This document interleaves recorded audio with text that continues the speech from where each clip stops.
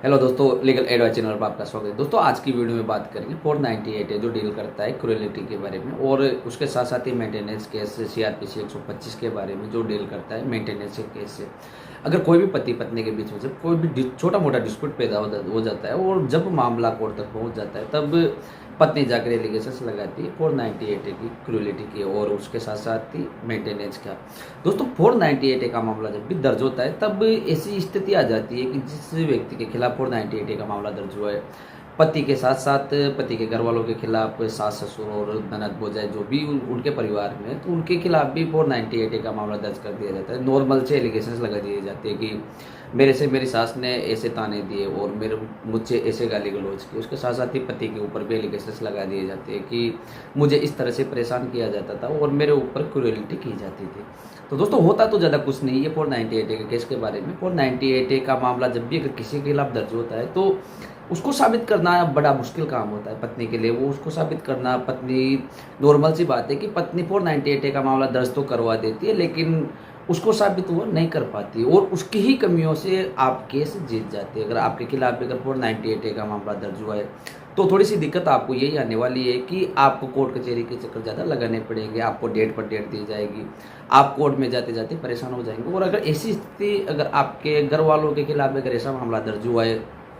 या आपके सगे संबंधियों के साथ अगर ऐसा मामला दर्ज हुआ है तो उसको आप केसिंग भी आप करवा सकते हैं, उसका काउंटर केस आप करवा सकते हैं। अगर आपके पास ठोस एविडेंस होते हैं तो आपको कहीं पर भी घबराने की जरूरत नहीं है, क्योंकि अगर आप एविडेंस अगर आप पेश करते हैं या आपके पास एविडेंस अवेलेबल है, आप तो एविडेंस पेश करने के अगर ये मानते हैं कि आपके पास कोई ठोस एविडेंस है तो आपको घबराना नहीं, क्योंकि 498 का एक ऐसा मामला होता है जिस पर पत्नी एलिगेशंस बहुत जल्दी लगाती थी। अधिकतर 90% मामलों में 498 का मामला दर्ज किया जाता है पति के ऊपर, पति के घर वालों के ऊपर। तो दोस्तों, इस पर आपको घबराने की जरूरत नहीं। और आप अगर इस चीज़ को अगर बारीकी से देखते हैं, बहुत आपको ये वीडियो देखने के बाद आपको ये लगेगा कि आप अपने केस को खुद तुरंत जीत सकते हैं, क्योंकि इस पर जीतने का ज़्यादा बड़ा कोई इश्यू नहीं रहता है। केस को अगर आप बारीकी से देखते हैं, आप जो भी आपकी पत्नी जब कोई एफआईआर लिखकर जब पुलिस के पास जमा करवाती है, पुलिस के पास सबमिट करवाती थी और पुलिस अपना रिकॉर्ड सुरक्षित करने के लिए वो चार्जशीट तैयार करती है जो एलिगेशंस लगाए गए, क्योंकि पुलिस वाले अधिकतर मामलों में ये नहीं सोचते कि जो मौका वारदात पर जाते नहीं है और डायरेक्ट जहाँ बैठे हुए डे बाय डे के हिसाब से चार्जशीट तैयार करके कोर्ट में पेश कर देते हैं और उसी का आपको फ़ायदा उठाना है। जब आपके पास जब नोटिस आ जाता है, नोटिस आने के बाद आपको नोटिस को आपको न्यायालय में जाएंगे और न्यायालय में जाने के बाद जो जो आपके ऊपर एलिगेशंस लगाए गए, जो जो आपके ऊपर आरोप लगाए गए, उनको आपको बारीकी से देखना है। कब की घटना आपकी पत्नी द्वारा शो की गई है, हो सकता है कि आपके 1 महीने पहले की आपकी पत्नी द्वारा घटना शो की गई और उसके 12 महीने पहले से पत्नी मायके में बैठी हुई है, तो ये ऐसा केस तो चलने वाला नहीं है। नॉर्मल सी बात है कि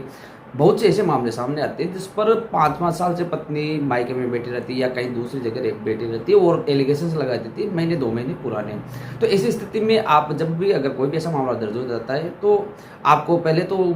पुलिस स्टेशन में बुलाया जाता है, जो आपका यू रहता है, जो इन्वेस्टिगेशन अधिकारी होता है। तो इन्वेस्टिगेशन अधिकारी भी बहुत से मामलों में अगर कोई झूठा मामला अगर लग जाता है कि ये प्रॉपरली झूठा मामला है, तो ऐसी स्थिति में जो फर्जी नाम उस पर एफआईआर पर लिखवाया गया, आपके माता पिता का लिखवाया गया हो या आपके फैमिली में किसी भी मेंबर का अगर कोई ऐसा नाम लिखवाया गया हो, तो उसको आप वहीं से जो इन्वेस्टिगेशन अधिकारी उससे मिलकर आप हटवा सकते हो। और फिर भी अगर आपका काम नहीं बनता है तो आप न्यायालय में जब आपकी चार्जशीट तैयार होती है तो आपसे जब आपके पास नोटिस आता है, तो नोटिस आने के बाद आप अपना जवाब इस प्रकार से तैयार करें कि जो उसने एलिगेशंस लगाए और जितनी प्रयास आपने अपनी पत्नी के लिए किए, जैसे कि मान लो आपके साथ जब वो रह रही थी, जब आपने क्या क्या किया है, तो उसका आप सब विस्तार पूर्वक आप जो भी आप अपने नोटिस में जो जवाब दें, उस जवाब को ऐसा दें कि आपकी पत्नी के खिलाफ ही वो जवाब पेश हो जाए। और जब आपके ऊपर जो एलिगेशंस लगाए जाते हैं उसको बारीकी से अगर आप देख लेते हैं, बारीकी से अगर उसका जवाब दे देते हैं, तो आधा केस तो वहीं से समाप्त हो जाता है। और दोस्तों, फिर भी अगर आपके खिलाफ जो चार्जशीट तैयार की गई तो उस पर अगर आपके घर वालों के फर्जी नाम लिखवा दिए गए कि आपके घर वाले मौका वारदात पर उपस्थिति नहीं रहते या आप बाहर रहते हैं, पति पत्नी और पति पत्नी के बीच अनबन होने के कारण पत्नी मायके चली जाती है, कहीं दूसरी जगह जाकर वो आपके ऊपर एलिगेशन लगा देती है, तो आप इसकी केसिंग के लिए आप हाई कोर्ट भी जा सकते हैं। अगर ऐसी स्थिति में आप हाई कोर्ट जाते हो, सीआरपीसी 482 के अंतर्गत आप पिटीशन फाइल कर सकते हैं हाई कोर्ट में। अगर आपके खिलाफ कोई झूठा मामला दर्ज होता है, आपके घर वालों के खिलाफ झूठा मामला अगर आप अगर रियली अगर आपके पास कोई डॉक्यूमेंट्स या आप जैसे कि मान लो आपके भाई का अगर किसी महिला ने अगर नाम लिखवा दिया और आपका भाई कहीं पर नौकरी कर रहा है, तो इसी स्थिति में आप वहाँ से एविडेंस कलेक्ट करके डायरेक्ट हाई कोर्ट भी आप जा सकते हैं। पुलिस इन्वेस्टिगेशन अधिकारी आपके भाई के नाम नहीं हटा रहा है तो आप डायरेक्ट हाई कोर्ट जाइए। हाई कोर्ट जाने के बाद वहाँ से आप जो पिटीशन फाइल करेंगे 482 की, तो वहाँ से आपके भाई का नाम का आपके भाई के नाम को वहाँ से हटा दिया जाएगा और गलत जो भी गलत एलिगेशंस आपके ऊपर लगाए गए उनको भी वही हाई कोर्ट से हटा दिया जाता है। और दोस्तों जब ऐसी स्थिति आती है तो आप अपने केस को बहुत ही बारीकी से और बहुत ही अच्छे तरीके से आप डील कर सकते हो। दोस्तों इसके साथ साथ ही अगर मेंटेनेंस की अगर बात करते हैं तो सीआरपीसी 125 मेंटेनेंस बताता है कि अगर कोई भी पति पत्नी के बीच में डिस्प्यूट हो जाता है और जब पत्नी अलग रहने लग जाती है और गुजारे बत्ते की आपसे मांग करती है, आपसे डिमांड करती है कि आपकी अगर 1 लाख रुपए आपकी सैलरी है तो उस पर वो डिमांड करेगी। नॉर्मल सी बात है कि मेरे को आधी सैलरी आपकी चाहिए। तो दोस्तों ऐसा नहीं है, आप जवाब पेश कर सकते हैं। आप कितनी सैलरी आपके पास आती है, आपकी कितनी आपकी बीमारी में जाती है, आपकी कितनी आपके जो माता पिता है उनको ऊपर आप खर्च करते हैं, तो ऐसा जवाब आप उस पर भी दे सकते हैं कि जो आपके पास इनकम जो सोर्स है उसको आप शो कर सकते हैं। अगर आपके पास ये मानो कि 10,000 रुपये पर मंथ के अगर आपके पास कोई इनकम आ रही है तो उस पर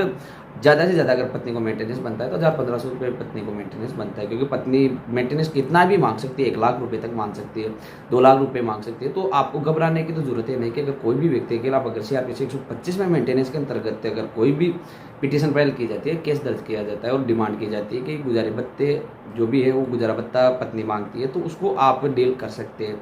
आप अपनी इनकम जो भी आपके पास इनकम है उसको लगा सकते हैं। बहुत से मामलों में देखा गया है कि जब भी कोई पति 10-20 हज़ार 50,000 रुपये कमाता है और जब पत्नी मेंटेनेंस की डिमांड करती है तो वो एक अकाउंट से दूसरे अकाउंट ट्रांसफर करते हैं, इधर से उधर अगर कोई पैसों की हेराफेरी करते हैं तो उससे बहुत बड़ी समस्या का सामना करना पड़ सकता है। क्योंकि जब भी आप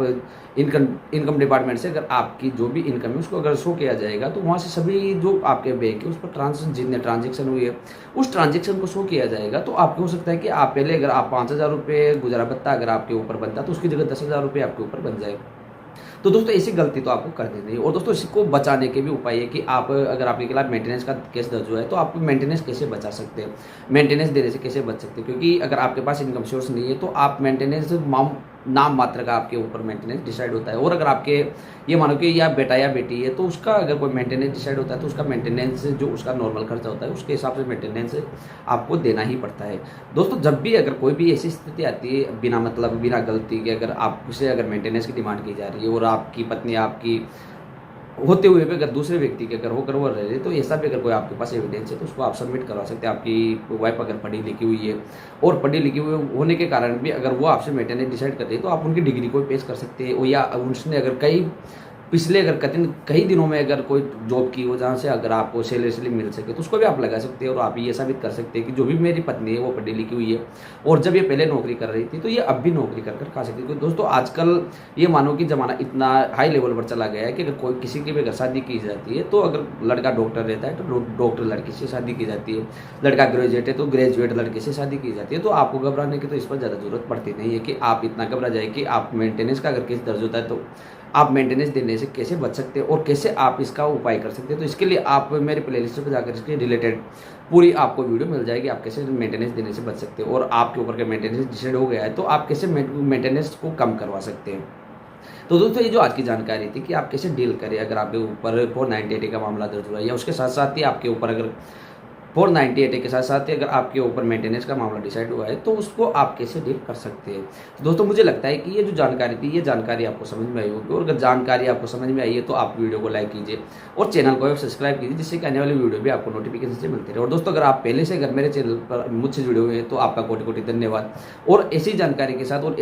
ऐसे रिलेटेड टॉपिक के लिए अगर मेरे से अगर कोई बात करनी है तो डिस्क्रिप्शन बॉक्स में जाने के बाद आपको मेरे नंबर वहाँ से मिल जाएंगे, तो आप वहाँ से भी मेरे से बात कर सकते हो और संपर्क मेरे से कर सकते हैं। अगर आपके कोई भी कानूनी सहायता की अगर आपको जरूरत है तो आप मेरे से बेझिझक आप मेरे से